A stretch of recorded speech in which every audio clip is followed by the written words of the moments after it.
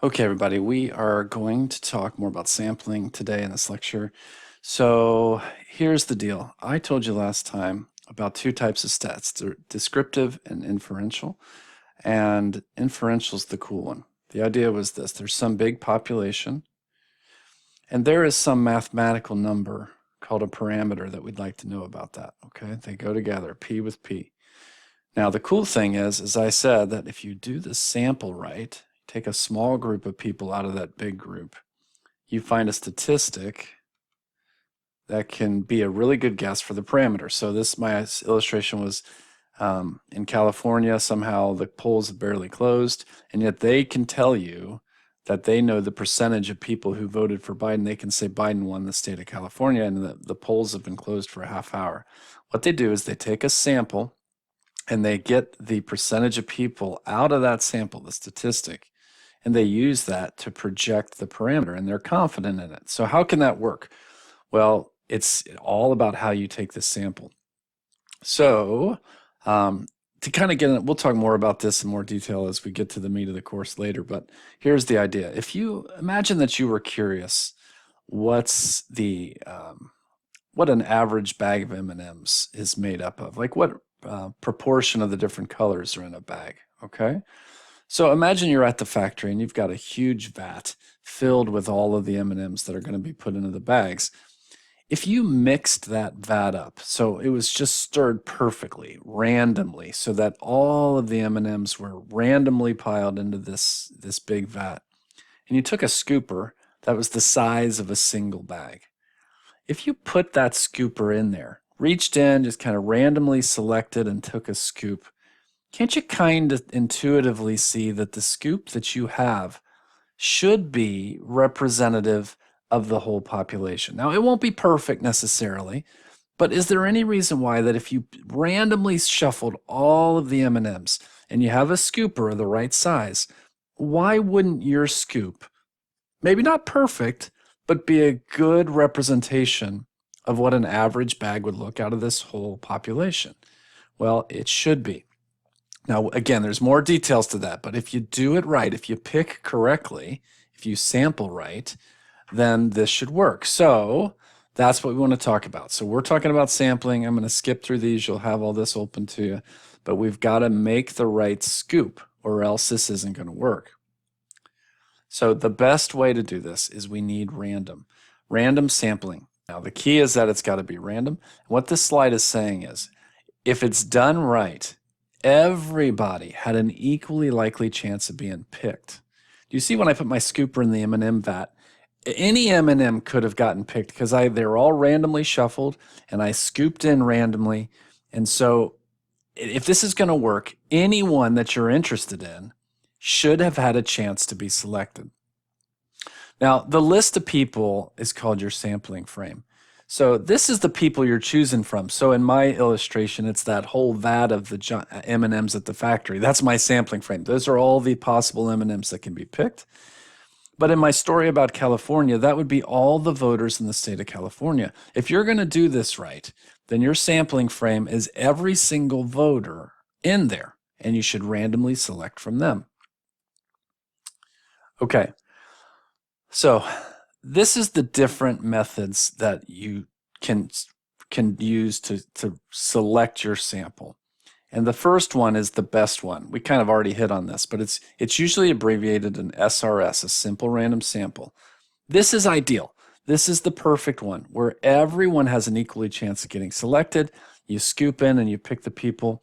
It's like there was a lottery or everybody's name is put in a hat and the hat is perfectly shuffled. You reach in there and select people. Simple random sample. That's the way to go. This would be the best way. But as effective as that is, it has some problems. It can be difficult to do. So in a minute, we're going to look at all the challenges and some alternative ways that businesses do it, select their sample, because a simple random sample can be really challenging. One method for choosing a random sample. At the back of most textbooks, and I'm going to give you a copy of this, is something called a random digits table. I believe there's one already posted in Canvas. And so here's how it works. It's just a big, huge list of numbers. If you take one out, you can take a look at it. Do I have one in here? Yeah, there's a picture of one. We'll come back to that. Now, I've got a class list here. I've got this list actually there are 32 people in this class, okay? Now, if you've got look at the number of people that you have. You need everyone to be assigned a digit, okay? An ID number of some kind. And if it's going to work, everybody's ID number has to have the same number of digits. Okay, so we had 32 people, so everybody's got to have a 2-digit number. So what do you mean? So look at this. If I just left this as one, this is person 0, 1, 2, 3, 4, it wouldn't be the same number of digits. 10 has got 2, 11. If this is going to work, everybody's got to have the same digits. So what you do is you add a leading 0 here. Okay? And if we had 100 people in our class, then we would add 2 leading zeros to these first ones. The number 20 would be 0, 2, 0. Get the idea? Same digits for everything. And if you have those early people, throw a 0 on the front to help them out. Okay? All right, so now you've got everybody with an ID number. Now, I don't like to do this, but books do this all the time. Look what they're doing just to be clever. They call somebody 0, 0. I usually just start with 0, 1, but that's what they're doing here, 0, 0. Okay, now here's what you do. This is the line of the random digit table. You just randomly select a line. Usually, though, in my assignments, I'll tell you what line to do in order that we can all have the same random answers. But you randomly select a line. This is just some kind of computer-generated list of numbers. These aren't the numbers, it's just the line. So let's look at we're going to look at line 101, okay? You would randomly pick any line, but we're going to choose this one. Now go over to the first 2 numbers that you got. So suppose we're saying 3 people can go on a field trip. Well, the first 2 numbers, because we've got 2 number IDs, is 19. So person number 19 is Price. They get to go on the trip. The next 2 is 22. Well, we have a 22. I don't know how to say that name, but he gets to go on the trip. All right, now disregard. So there's a gap here. It doesn't mean anything. Just go across. Our next number is 39. But look, there's no 39. So we just skip it. That means those numbers don't help us. And then our next number is 50. I don't have a 50. I don't have a 34. You just keep going. But now look here. I've got 0, 5. Yes, I have a 0, 5. And I've got my 3 people. This is Cunningham gets to go on the trip. I've got my 3 people who get to go. Now, what would happen if you got to the end of a line and you needed to keep going? You just go right to the one below it. So 37 might be my next one, and then 36, 76. So if you get a number that doesn't mean anything, just skip it. If you can also get a repeat. Suppose you got the exact same number again. That's already been used. That person's already on the trip, so you don't need it twice. You just skip it and then disregard these gaps. Okay? Okay, so now simple random sample is the way to go. Everyone's got an equally likely chance of getting picked. But here's the problem. That can be really difficult for a company to do, or whoever's trying to gain some information. So what often happens is that there are other methods that have to be used in order for economic reasons, whatever. Now, actually, this first one is not usually an economic one. There's something else going on. A stratified sample means that you want an equal number of people represented out of 2 groups. So suppose I was interested in knowing more about how men voters responded and women voters responded. If I just randomly selected, I could get 5 men voters and 95 women voters, and that's totally out of balance. So stratified is just going to break them into their groups. It's going to do an SRS for each of the 2. It's an SRS done twice, men, women. Or if you were at a high school, it might be you want an equal number of freshmen, sophomores, juniors, seniors. So you get 100 freshmen, 100 sophomores, etc. So you're doing an SRS. You're just going to do it over and over again for each of the strata that you're interested in. All right, this next one, this is definitely one that's used to make things a little easier. It is random and it's viable, but it's not perfect. But this is what happens. I go to Meijer, I check out my groceries. Maybe every 100th person is getting a printout on their receipt that asks them what their customer experience was like. So A systematic random sampling is that you're picking a certain number. Maybe every 10th person who leaves your store is getting the survey. Or the 10th person in the University of Findlay directory gets called up to ask their opinion. Systematic, bang, 10, 20, 30, 40. Okay, now this is one of the ones that's the most misunderstood. It's called a cluster sample, and here's the problem. So say I was interested in knowing opinions about students in the state of Ohio, high school students in the state of Ohio. Well, there's a problem here. If this was an SRS, I could be driving all over the state of Ohio just trying to find 500 students that I wanted to sample. So if everyone was randomly sampled, that's what could happen. What a cluster sample does is says it's like a practical approach to try to fix that. What a cluster sample would do is it would list all the high schools in Ohio. And then it would randomly select a list of high schools. So you got all the high schools in Ohio, 1 through 1,000, whatever it is. You randomly select 100 high schools. You would then go to those 100 high schools and just give the survey to everybody. Okay? Here's the idea. It's a cluster of grapes. That's the idea. Let's put leaves on it, okay? It's a cluster of grapes. What you do is you select a certain number of clusters. You randomly select the cluster. Okay, I want this one, whatever. And then you give your questionnaire, your survey, whatever it is, you give it to everyone in that cluster. Okay, so you're randomly selecting a larger group because it's too difficult to make it one giant SRS, cluster sample. Okay, now a multi-stage sample is this. It's anytime you do more than one of the processes that I just said. In reality, they're often like you do a cluster and then you might do stratified at the high schools, whatever. Now, I will not test you on this. And when you do this in class activity in just a minute, this is not going to be a choice, okay? It just means you've done multiple of them together, though. Now, we got just a few more slides. Sorry for all the vocab, but let's talk about ways that this can go wrong, okay? This process breaks down if you don't have the right sample.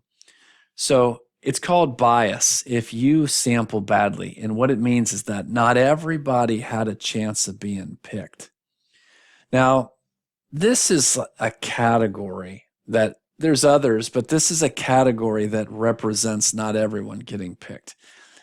It's the idea that you didn't have everyone covered. A really quick story in 1945, I think it was, Truman is elected president of the United States. He's following FDR. FDR dies in office, Truman runs. And there's a super famous photo of Truman holding up this, I think it's the Chicago Tribune, it says, Dewey wins. And what happened was the newspaper printed even before the results were done the night before. And the reason they were confident Dewey won is because they did their own statistics. They did some sampling. Well, the problem was, just like it is today, in 1945, Dewey was the Republican and the Democrat was Truman. So the Republicans generally tend to be the wealthier party, and they called people up on the phone.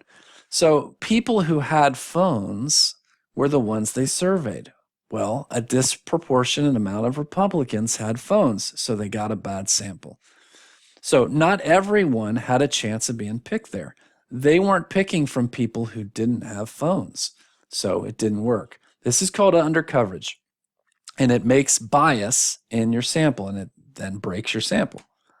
Now, here are two specific kinds of undercoverage, okay? This is what I would want on a test, one of these two. The first one is called convenience, and the idea with a convenience sample is, you did this in high school. Some class said, hey, I want you to fill out these 25 surveys about, I don't know, politics or whatever. And what you did is you went down to the cafeteria and you passed these 25 surveys out to the people who sit at your table. It was super convenient. Or you went to the library and you stood outside the library and you passed them out to the first 50 people that you saw. That was convenient and you got all your surveys done, but here's the problem. It doesn't represent everybody. What about the people who don't sit at your table at lunch? What about the people who don't use the library? You didn't get an equally chance of picking any of those people. That's called convenience because it's convenient and it's bad. It breaks. It's a form of undercoverage. The next one is called voluntary response. Voluntary response is that you ask people to participate. So suppose there was a big seminar, and at the end of the seminar, you say, hey, please give us your feedback on this. Well, you're going to hear from the people who loved the speaker and the people who hated the speaker. But the people in the middle who are indifferent, they're not going to take the time to fill out the survey. So whenever you make it voluntary, you hear from people who have strong views on one side or strong views on the other. But I know that seems to make sense, but you need to hear from people who don't even care very much. That is everybody. So voluntary response is biased because you hear from the people with strong opinions, and everyone is not as equally likely to just participate. Okay, that's two versions of undercoverage. It's a problem, creates bias. Then your little sample doesn't tell you about the population. Okay, we got a couple other things here that can go wrong, and then I'll be quiet. The first of these, this is not how you pick people. You can have other things break down too. And the first one of these is non-response.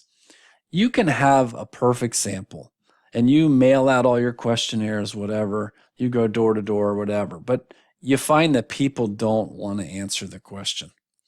Well, if you can't get responses back, this isn't that you picked badly or sampled badly, it's that you didn't get answers. Or maybe one of your questions was difficult, they answered all 9 of them, but they left the 10th one blank because people didn't want to answer your question.